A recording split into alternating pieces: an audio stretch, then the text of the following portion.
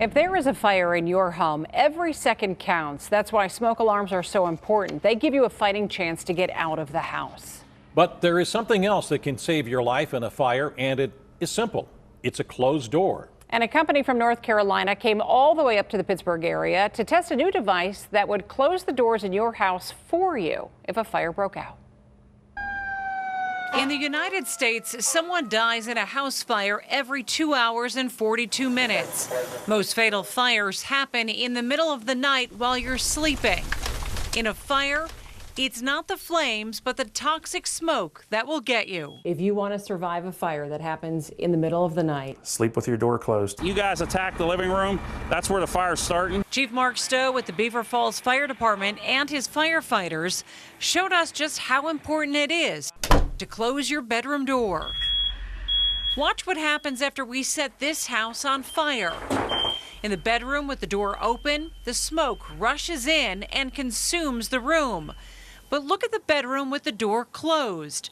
There's an orange glow from the fire, but no smoke. Fire raging on one side of the door, but it's not getting inside the bedroom. this door is totally charred. Totally charred, as But you can on the see. inside, wow. On the inside, as you can see, there is literally no smoke or heat damage to this room. So this room was survivable. This room was survivable. But what happens if you forget to close your door? A new product called Ceasefire can fix that. The brainchild of two retired New York City firefighters, Ceasefire is a hinge that will actually close the door for you if a fire breaks out. And it's only a top hinge. It's only one hinge because the heat has to come down. So at 135 degrees, it will activate and close the door to contain the fire. The creators of Ceasefire came all the way to the Pittsburgh area to test the hinge in a real-life situation. They called upon the Beaver Falls Fire Department to help. Hinges were installed, heat sensors were set up, fires were set. We'll light the fire in the living room. In this video from inside a burning home, you can see the fire, and then the door automatically shuts. Okay, let's go ahead and bring the crew in. The Ceasefire hinge worked as planned in every test. It kept the fire, the smoke, and the heat out of the bedroom. The ceiling temperature in the hallway was over 1,000 degrees. And to come in this room with the door shut and have it at bed height at 80 degrees is a pretty incredible thing. That door shutting makes that room survivable and keeps the flames from spreading. You're not only saving lives, you're protecting people's property. If somebody's not home and they have a fire in their home, these doors will all shut and your property will be protected. Now, the Ceasefire door hinge will launch nationwide in October. That is Fire Awareness Month, but you can pre-order the device right now. There is a special offer for KDKA viewers. Save 10% by using the code CBS. Of course, we have a link for you at the website, kdk.com.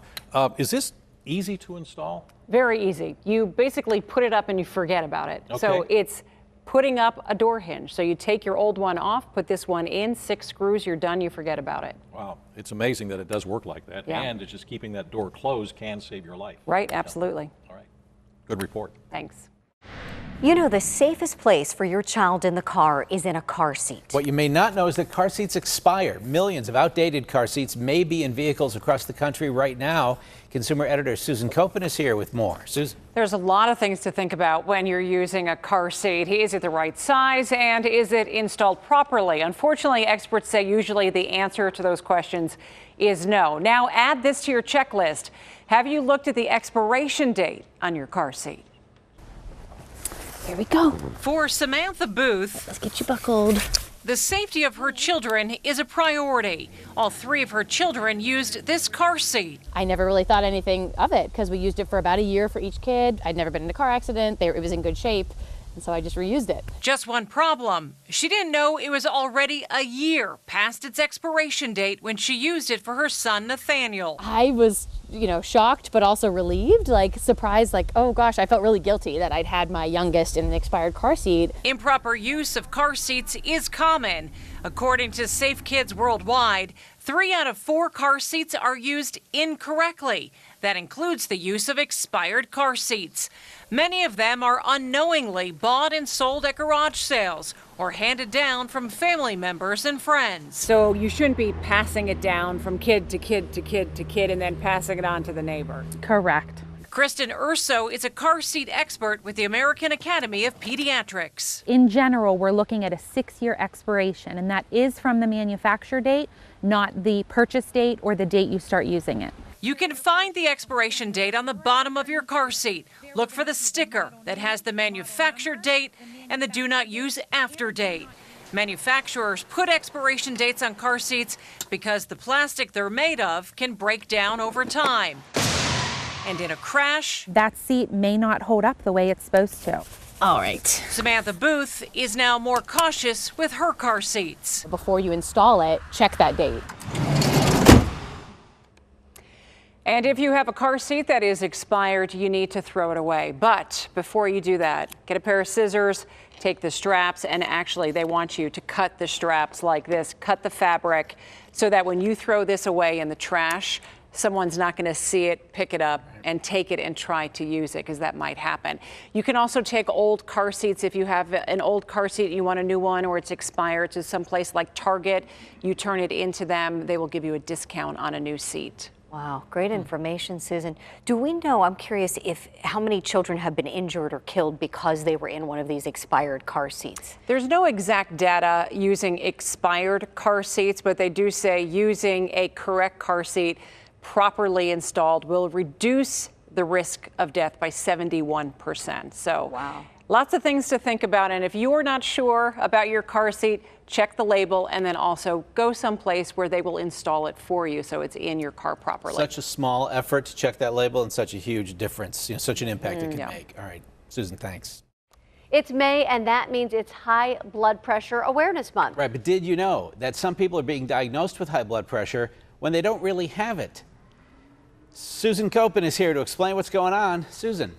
Yeah, there are 7 common mistakes that are being made when patients get their blood pressure taken. For example, crossing your legs, a cuff that's too small, even talking can all lead to higher readings.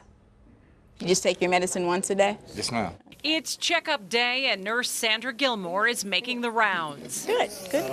Everybody's really nervous when they come to get their blood pressure taken. It's a good thing she checked the blood pressure of Anna Mae Smith. Her pressure was dangerously high. So they started treating me for my high blood pressure. A few years later, I had a triple bypass, and I believe she helped save my life by getting my blood pressure under control. After being a nurse for almost 4 decades, Sandra knows a thing or two about taking blood pressure. Don't drink coffee with caffeine before you come to see me.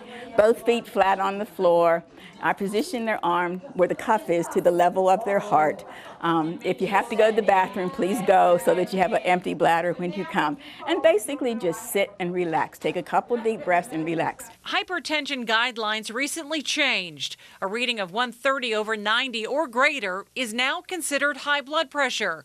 But research has shown that if blood pressure is not taken correctly, those numbers can be falsely elevated. We actually set up a blood pressure booth that tested healthcare professionals' ability to properly take a blood pressure. What was interesting about it is that only 3 out of 30 participants could properly take a blood pressure. Dr. Sean Stocker is a hypertension researcher. He showed us the do's and don'ts of getting your pressure taken. Do not let your feet or arms dangle, and don't slouch. So everything that I'm doing right now is wrong. Right, including talking to me. Right, Okay? So simply talking or using your cell phone can actually increase your blood pressure 10 to 15 points by itself. Don't smoke, exercise, or drink caffeine before your measurement. You should put your feet flat on the floor. Sit up straight in a chair with your arm elevated to heart level.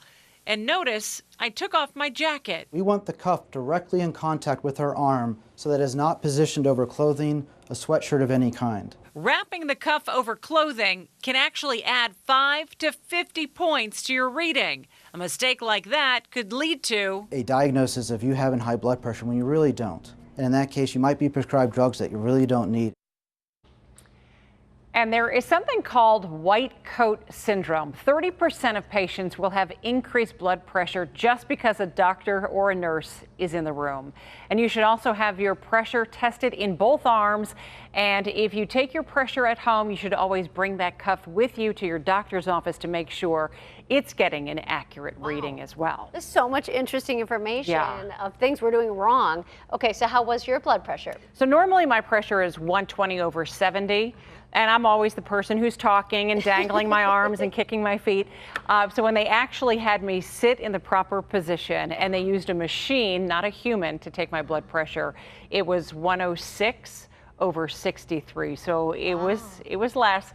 And what you should do if you go to your doctor's office and they're not taking it the right way based on these recommendations, you may have to have that uncomfortable conversation and say, Susan Koeppen told me that this is not the way we're supposed to do it. I'm supposed to be sitting down with my feet on the floor and don't talk to me. Worth it to get an accurate reading, right? Yeah. And tell them to watch your story online, KDKA.com. Thanks, Susan. All right.